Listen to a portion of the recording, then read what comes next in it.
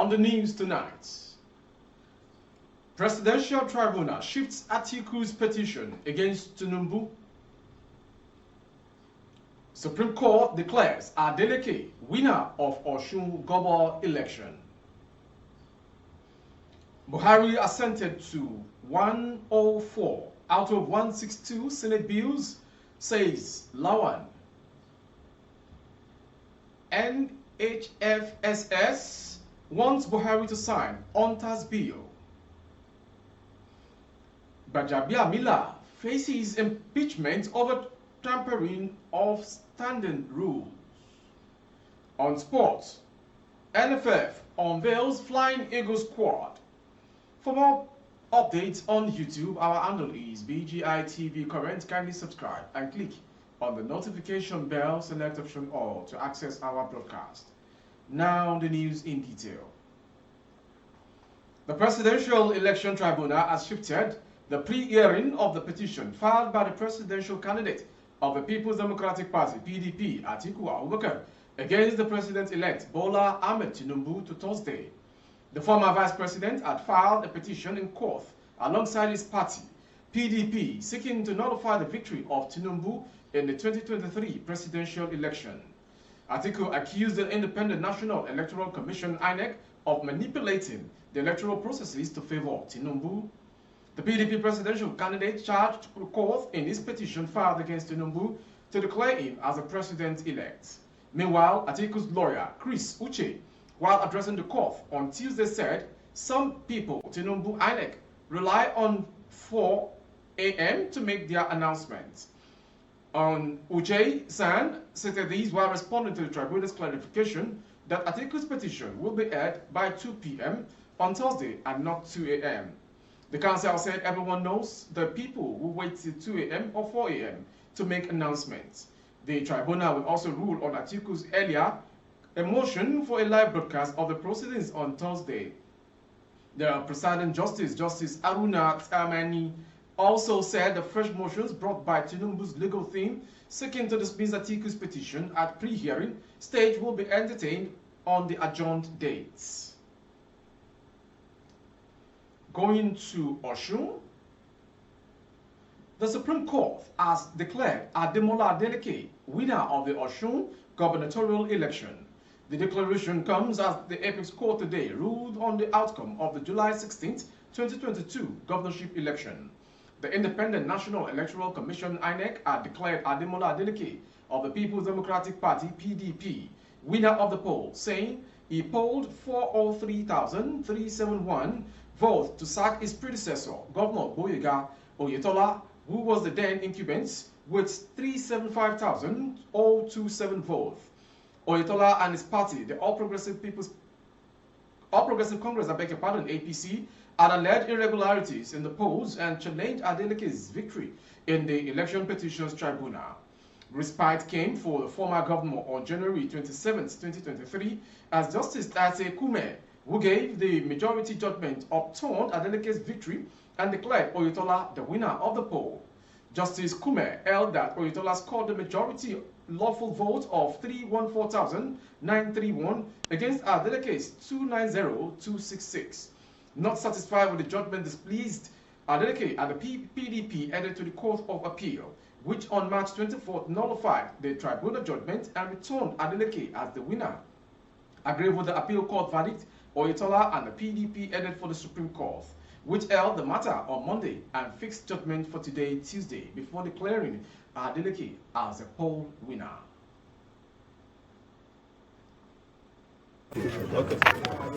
Today is an historic landmark in the history of Osun politics. Today is the day our God ordained to stamp his authority as the owner and giver of power. Today is that moment when the will of the people ordained by God survived the anti-masses plot of powerful forces. We therefore celebrate God Almighty, the author and finisher of our faith. We dedicate today victory to Him as we finally assume the governorship of this great state of living strength. State power is of God, and He bestows it on whoever He wishes. I will remain God-driven, divinely inspired, governed with the fear of God. Our governorship is an affirmation and a government of the people, by the people, and for the people. Our victory is a testimony that peoples we backed by the divine will can withstand and survive. Lawan and Speaker of the House of Representatives, Femi Gbajabiamila, declared that the 9th National Assembly performed far better than 5 others before it since 1999. Ahmed Lawan, the Senate President, has made a fresh revelation. He said the President, Major General Muhammadu Buhari, retired, gave assent to 104 out of the 162 bills passed by him by the 9th Senate. Lawan, and Speaker of the House of Representatives, said the 9th Assembly presiding officers also lamented the misperception and misunderstanding of the 9th National Assembly by some Nigerians who wrongly labeled it as a rubber stamp one. Speaking separately at the welcome dinner organized for senators and members-elect for the 10th National Assembly by management of the National Assembly and National Institute for Democratic and Legislative Studies at the Ladi Kwali Hall of the Hotel Continental, Abuja, the duo said the good governance-driven performance of the 9th National Assembly stemmed from a harmonious working relationship with the executive arm of government.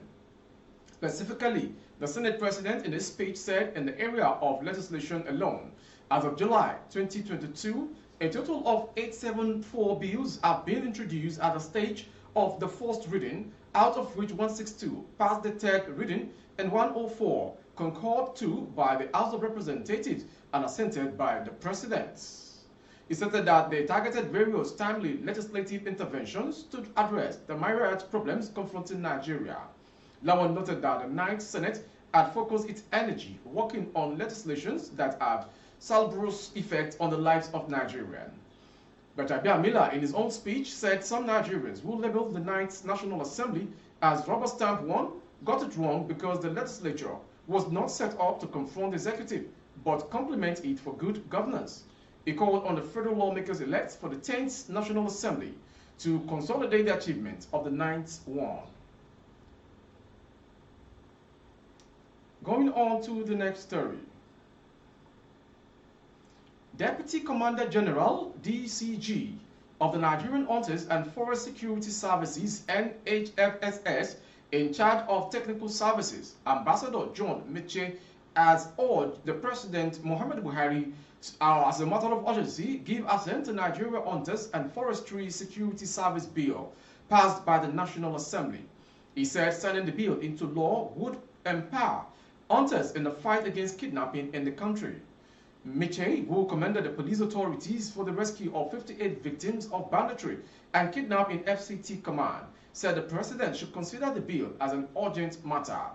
It would be recalled that the FCT command of the Nigeria Police had over the weekend said it rescued 58 kidnapped victims held hostage at Odulu Forest in Gegu, LGA of Kogi State, bordering Sardauna Forest in Nasarawa State, and other identified kidnappers' dens in communities contiguous to the territory.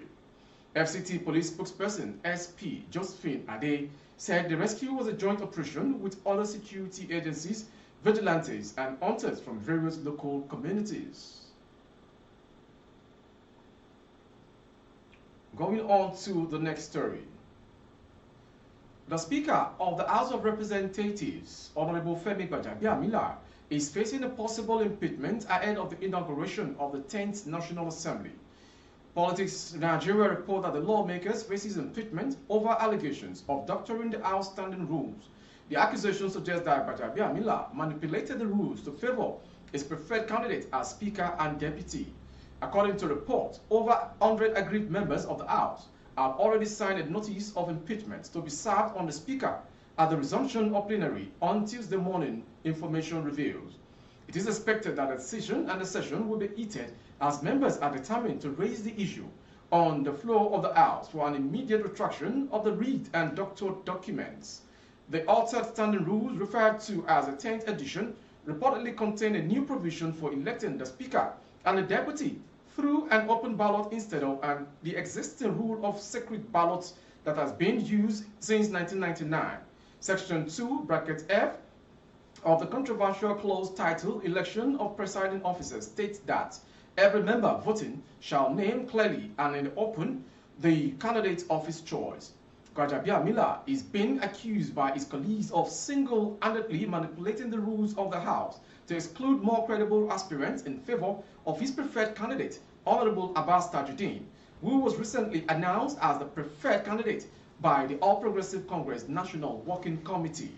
A principal officer of the House, named withheld, said, "Yes, I can confirm that an altercation has been done and the document has been printed. But I want to tell you that even as a principal officer in the House, I am not aware of this. No such amendment has been officially carried out by the House." Going to the next story.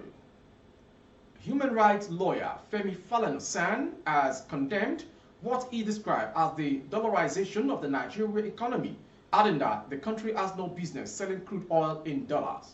He said he has led a campaign against the dollarization of the economy to the leadership of the Central Bank of Nigeria, who have promised to address the situation, but have been unable to do so. Falana, who was a guest on Channels Television's Politics Today on Monday, which is yesterday, also questioned the position of Nigeria amid the quest by the BRICS countries and others to introduce an international currency to challenge the dollar.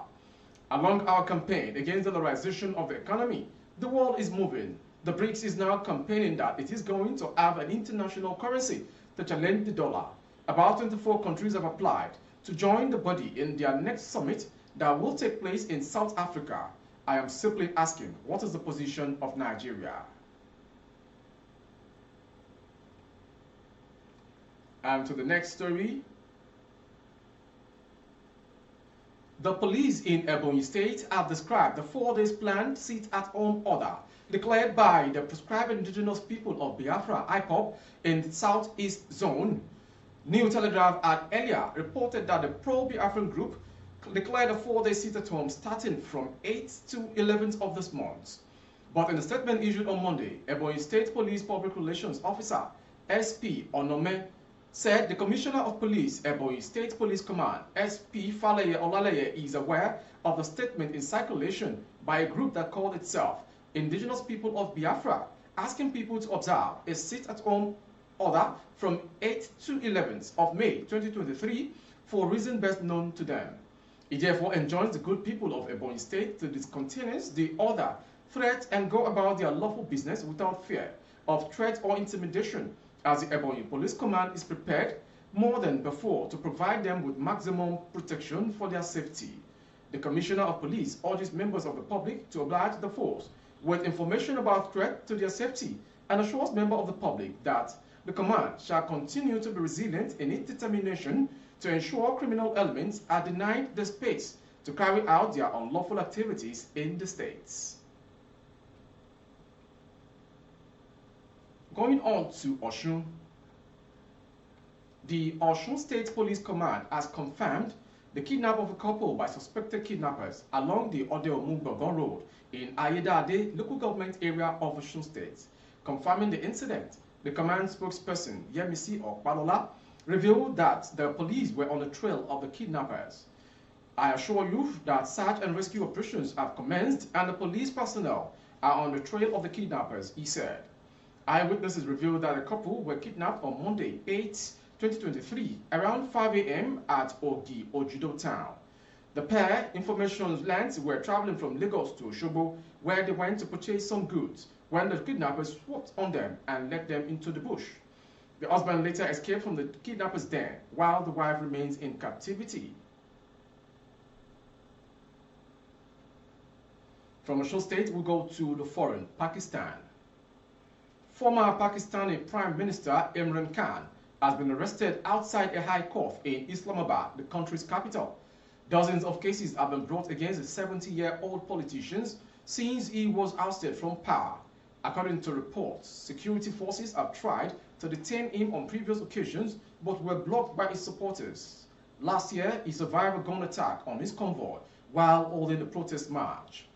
Khan's arrest comes a day after the country's army accused him of leveling baseless allegations against a senior officer of the spy agency Inter-Services Intelligence (ISI). Footage showed paramilitary forces in armored personnel carriers detaining Khan. The former PM insists he was detained on incorrect charges in a pre-recorded statement released on YouTube by political party Pakistan Tehreek-e-Insaf (PTI) after his arrest. By the time you will receive these words of mine, I will have been detained on incorrect charges. Pakistan Constitution, which gives us right, which gives us democracy, has been buried. Perhaps I won't get the opportunity to speak to you again, Khan said. Lastly, on sports.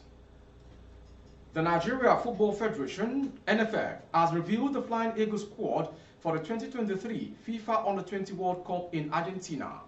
The NFF released the list on its official Twitter handle on Monday, yesterday. Head coach Laden Bosso kept faith with the majority of the players who took part at the 2023 Africa Under-20 Nations Cup in Egypt. AC Milan defensive midfielder Victor Eletu, defender Israel Domingo, Lawal Salem Fago, Kehinde Ibrahim, and Emmanuel Ume are some of the new players in the squad. The Flying Eagles arrived in Buenos Aires for a 10-day training program on Sunday. The West Africans are drawn in Group B alongside Dominican Republic, Italy, Brazil for the World Cup.